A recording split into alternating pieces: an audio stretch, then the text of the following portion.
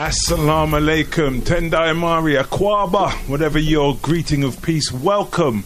It is the Talk Black Radio Show. Welcome every Sunday. I like to be here. I'm your host, Justin Muhammad, and we chop up the news, the views, and what is important we feel to the black community to discuss.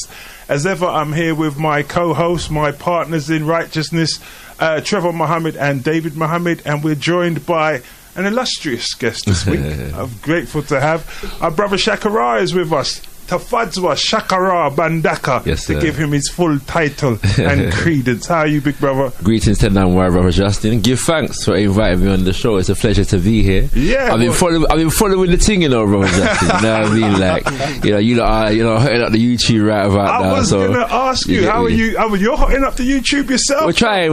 You know I saw a recent scandal tape of you dancing under the influence at Carnival.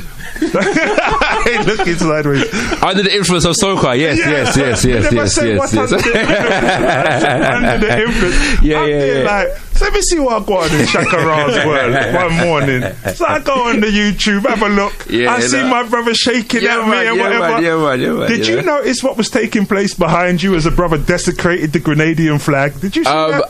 I didn't notice at the time, but I saw it after when the video was sent to me. So I saw that. I'm a Grenadian.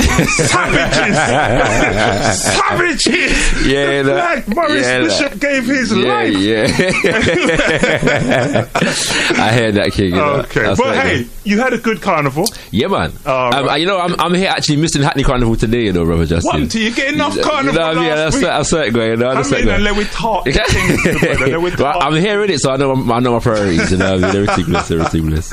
All right. So the others, David, Trevor, how are you lot getting on? Trevor, how's your week this week? Interesting. I think you need to get a bit closer to the mic so we know how interesting. Yeah, interesting. I went to the cinema. I saw this film, Detroit. Yes. Thumbs up, thumbs down. Thumbs down. Yeah. They can't see you on Radio Land. Thumbs down. It's got to be a thumbs down. Do you know what it was? The film's well made. It's a Hollywood film. It's well made. The acting is good for the most part.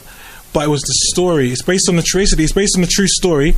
It's set in the 60s, 1967, where you could have a spoiler alert time. I know you like to come and give people. I'm not gonna. Yeah, but I'm just giving the context. The synopsis they say in it. So it's based in It's based on a true story. Something that happened in a hotel in 1967, where they were having the Detroit riots, and police broke into a hotel looking for a sniper. And when they went into this hotel, basically, they found, I think, like 6 or 7 black people and 2 white girls, and they've interrogated them. So the whole film is based on that interrogation, and basically in that time, murders take place. So that's what the whole film is centered around. Okay. But as I watched Friday evening, that sounds... It was a mistake. I was thinking that on my Friday, that's not what I wanted to see. But what it was is, for me, I drove away kind of feeling a certain type of way, because it was just it's about police racism. Yeah. And it's like it was like the savagery of one race versus the kind of helplessness of another, and you're seeing people begging for their lives and that, and just for my psyche, it's like, it's not, I feel I'm a bit tired of that image of us. You know what I mean, where we're helpless and we're in trouble. And the thing is, even how it ends and stuff, it just left me feeling like it's that we gone down. Yeah. And the thing is, like, when he was mentioning this to me in the week, and we had a conversation about how some of the ways that we was portrayed in the 90s, particularly in England, and gave brother his first look at Rusty Lee. Y'all remember Rusty Lee? No, not at all. Oh, you're too young. Yeah, David, do you remember Rusty Lee? Yes. Oh, God, the pain.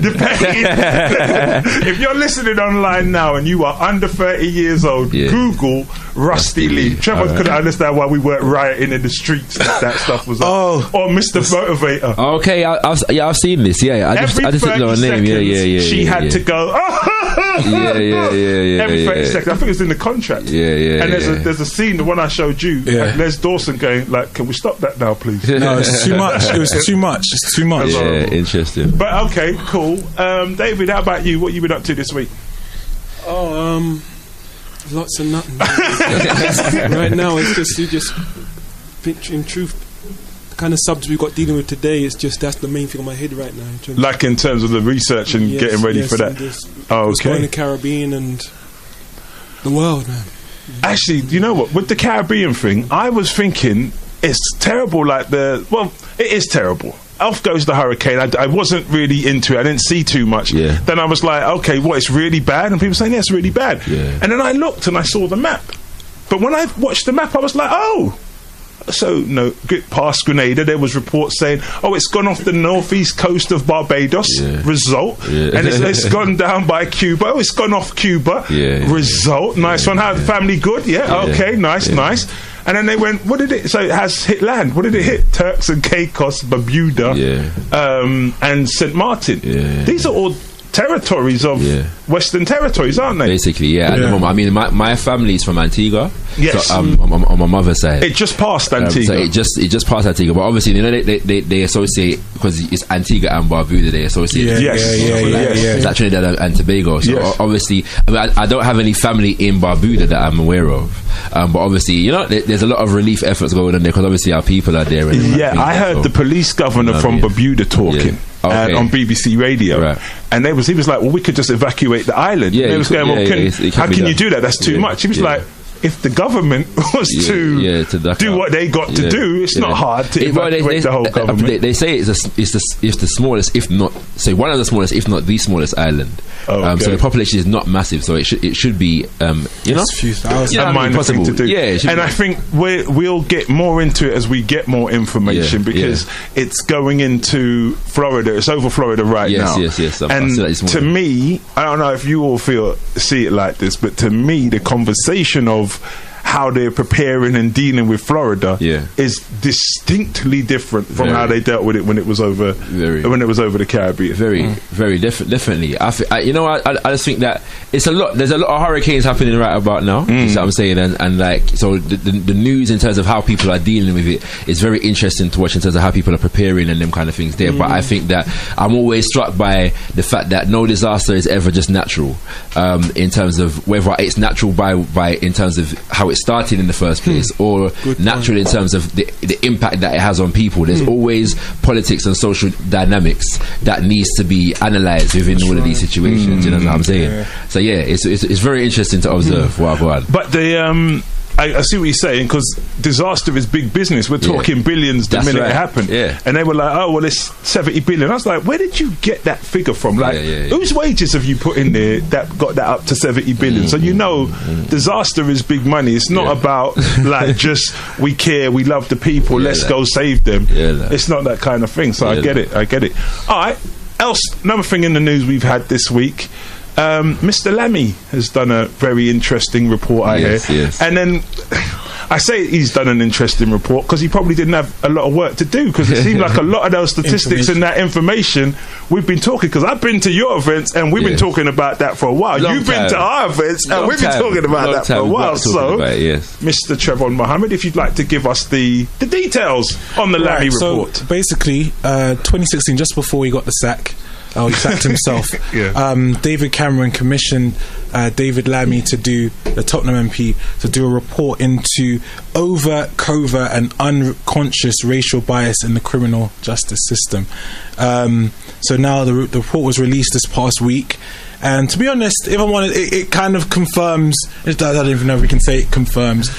But it's a moot point. It's like that. It's basically saying that racism is all over the criminal justice system. That's basically what the report. So when you read it, So when you read it in the Telegraph or the Guardian, they're like, you know, the criminal justice system exposed, and it's like, come on now. And the funny thing is, when you go back, like go to court this week as a young black man and go, yo, but remember them did say in the paper that it's racist. You're not getting no blight with that. That don't make no sense. I'll tell you what though, what is good about it is it updates some of the statistics that we have.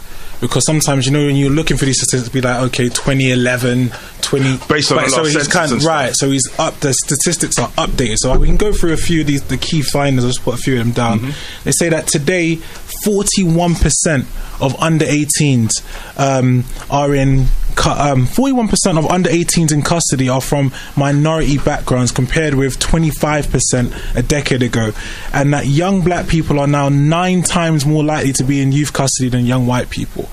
All right. There was a couple others as well. One of the things he talked about was parent involvement. I thought that was different, because he was saying basically that of the 55,000 young offenders who were found guilty in courts, there were only 189 parenting orders that were issued.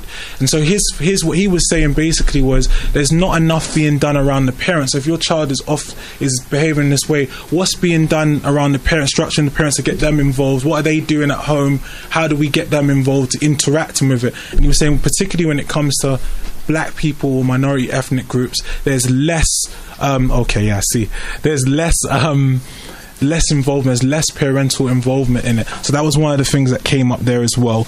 And the rest of it's pretty much standard stuff, like black boys being 10 times as likely as white boys to be arrested for drug offences, though that they use drugs at the same, if not a slightly lesser rate. Stuff that we've heard. And solutions, I believe he gave 35 recommendations. I haven't seen all of those recommendations. I know I haven't heard them. They keep saying he made recommendations, but I haven't actually seen the recommendations come out. One of them was about the fairness of sentences, and he was recommending that people be able to, if you're convicted of a crime, you should be able to rate the fairness of the judge, basically. I don't know what, I think that was like, so for each case, the judges would be talking rated, like Amazon stars. Kind of, yeah. Okay. Kind of. Who is reading that? Well, but I want to know who's judging the judge. Who's going to be responsible for giving the judge that rating? Imagine, let me just hold you once. You come back on your point. Yeah. The question I've got is, why are we having this discussion like you said, newsflash? Yeah. We done know. Yeah. They knew. Yeah, definitely. Mr. Cameron did not need Mr. Lammy to go away for all a year, 2 years to do this thing. He knew from the off. It's the illusion of progress, isn't it? So we had a McPherson report. Yeah, I remember that. But just the other day, Theresa May was supposed to have uncovered and discovered and unleashed corruption in the police Smoke force. And mirrors, we call them thing there, because all that's supposed to do is make you go, oh, you see, they are looking at it because they're concerned. All right, but they've been doing that for ages. They used to be concerned about why we was running away in slavery and came up with a new disease. Drapetomania. All right, now they came up with Drapetomania. Drapetomania, which is the disease of wanting to run away from your slave master. I still suffer. Very much. Chronic. Terminal. Yes, sir. Check finish your points. No, I was just saying that I want to know, because obviously, it's not just about, because we have an ICC that's supposed to, IPCC, yes, Independent Police Complaints Commission, that's supposed to oversee the Babylon. Yes, and really and truly, they never oversee the Babylon. They provide the smoke and mirrors for the Babylon. So when these people are going to be rating judges, I want to know who's doing the rating, and who they're working on behalf of, and them kind of things. That's the more important to me. And can you choose? Can you go? Exactly. I'd like a 5-star fair judge that the brothers have all agreed with. Them man has said this man, our boss judge. So can we work with him? You know what I mean? That's it. We'll see how it goes. You know what I'm saying? But I think maybe it might. The only thing that would seem to make sense is the jury, like judging the judge, if that makes sense, or the fairness of the judge. Right. But even that, in a society that is, like this, we know that we don't get fair trial we had by a jury of our peers. Report, and David, I'll bring you in. We had a McPherson report that said we have institutionalized racism. So if the institutions are racism, must they not breed racism into the actual individuals? Simple. Like, it's just the way that we're using language. Simple. We're not really understanding. Like, you have to go and look up what institutionalized means, and then if every individual in a society is actually having to engage with all of these institutions, well, they're telling you already the Dali will smash up, nothing can't work. So this new thing, I mean, like, we have a very enlightened audience here on Amiga FM, so we're not really we're preaching to the choir somewhat, because we know, but then we have to start looking when these things come out, what should our response be? Brother David?